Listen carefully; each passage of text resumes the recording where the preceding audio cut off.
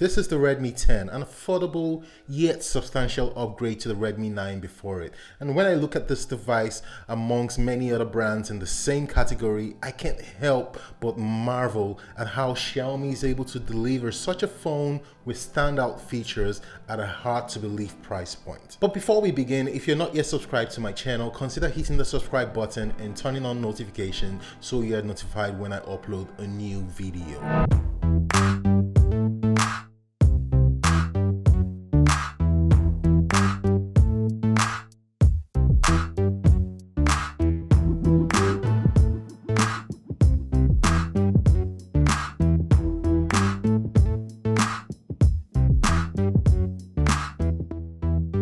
For about $160 to $180, which converts to 85 to 96,200 naira here in Nigeria, you receive a set of stereo loudspeakers, 90Hz refresh rate display, reverse wire charging at 9 watts, a 50 megapixel main camera, and a dedicated microSD card slot to complement the rather generous 64 gigabytes or 128 gigabytes of internal storage within this price range. And that's on top of the base specs you normally want to see in a budget device like this one. And talking about the base specifications, you're getting the following specifications on the Redmi 10. A 6.5-inch LCD display that refreshes at 90Hz with a 1080 by 2400 Full HD Plus resolution, a 20 by 9 aspect ratio, and a PPI of 405.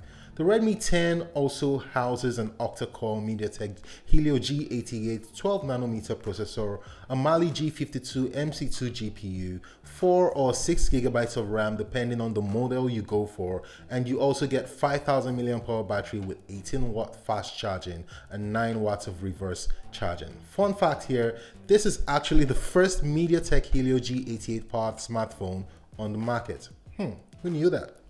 On the camera side of things, you're getting a 50 megapixel main wide angle camera, an 8 megapixel ultra wide angle camera with a field of view of about 120 degrees, and two 2 megapixel cameras for both macro photography and depth sensing. At 85,000 naira for the base 4GB RAM and 64GB storage variant, and 96,200 naira for the top 6GB RAM and 128GB storage variant, I think the Redmi 10 is a sweet deal. But let me show you why. Now, the Redmi 10 comes in a standard box with pretty much everything you'd normally expect. You have the USB-C to USB-A cable for charging and data transfer, a 22.5 watt rated brick for charging, a transparent silicone case, a SIM ejector pin, and some paperwork. Now, the design is nothing too fancy, but it has a more mature look this time around. The back of the device is still made of plastic that imitates frosted glass in a way, and it has some subtle gradient to it. It's not as flashy as the Redmi 9 was, but I really like this one. The Redmi 10 comes in 3 color variants: Pebble White, which is the one I have here, and also Carbon Gray and Sea Blue. All of them have a neutral and more mature feel to them. The rectangular camera island with rounded corners has a rather distinctive design in line with Xiaomi's design language for 2021. The camera bump is quite pronounced and sticks out just enough to make the phone wobble when placed on its back. At the front, it's all flat with a rather big camera cutout that I would have rather preferred if it were a little bit smaller. The 6.5-inch IPS LCD display that refreshes at 90Hz is quite an eye raiser for a phone at this price point. Now, while this isn't the brightest display in the market, it gets sufficiently bright at about 400 nits of manual brightness and 470 nits of auto max brightness. Now, colors look good and videos and images are crisp, being a 1080p screen. Being a large screen, this will be very convenient and a joy for watching videos and movies on the go. Overall, for this price, the Redmi 10 offers an excellent IPS LCD panel, not to mention it's a high refresh rate capable panel as well. Now, the 5000 mAh battery lasts all day. I typically get 5 to 6 hours of screen on time at the end of each day. Now, I've never really killed the battery in this phone, and I can say it's sufficient enough for a full day of use and more. I did a standby test for about 1 week straight, and this phone dropped just about 35% in that 1 week, all the while it was connected to my Wi-Fi network at home. With the Redmi 10 having a mid-range chipset and low energy requirement paired with that 5000 mAh battery, I always got great battery life. Now, Although you have a 22.5 watt capable charging brick in the box, you're limited to 18 watts fast charging on the Redmi 10. And considering the rather large 5000 mAh battery, charge times can be quite long.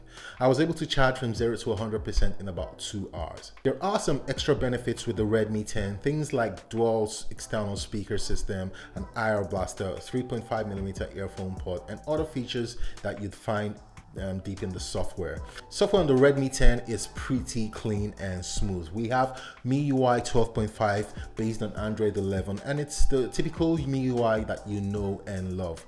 The software runs smoothly and offers an abundance of settings and customizations, even on a low-end phone like the Redmi 10. Transition animations as well as the overall design compares to the smoothness and simplicity of those you find in Apple's iOS. And I love the fact that it really works well even on this phone. Now, as far as the fingerprint reader performance goes, it's blazing fast, responsive, and accurate.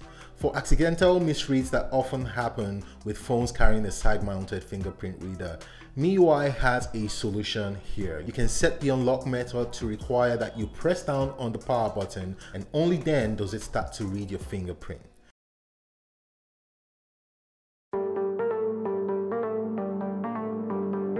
Now let's talk about the camera. The main camera is one of the biggest upgrades this year's Redmi 10 has to offer over the Redmi 9. It's a 50 megapixel Samsung ISOCELL sensor, and photos here look decent. It's not quite the head turner that you'd expect, but it's totally usable. I took some photos and the results were quite good. In fact, photos from this phone look way sharper and more detailed compared to most other devices in the same price range. You'd find that the images taken with this phone had good details. Dynamic range isn't too great. However, some of the low light samples I took look decent and are suitable for social media use.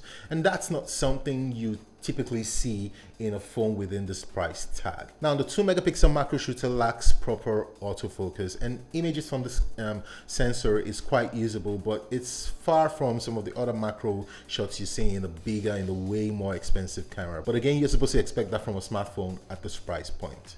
Now, in conclusion, the Redmi 10 is an easy sell, easy to recommend device to the individual on a tight budget. It's one of the best available entry-level devices in the market now, and the fact that you're getting a 1080p 90Hz refresh rate display makes for an absolute sweet deal. Are there cons to the Redmi 10? Well, yes, there are, but what you're getting versus what you're missing at this price point is really insignificant. Is the Redmi 10 a step up and a game changer? Well, when you compare it to the Redmi 9 before it, yes, it's both a step up from that phone and a game changer to the entry-level budget smartphone market. And yes, I can recommend this device.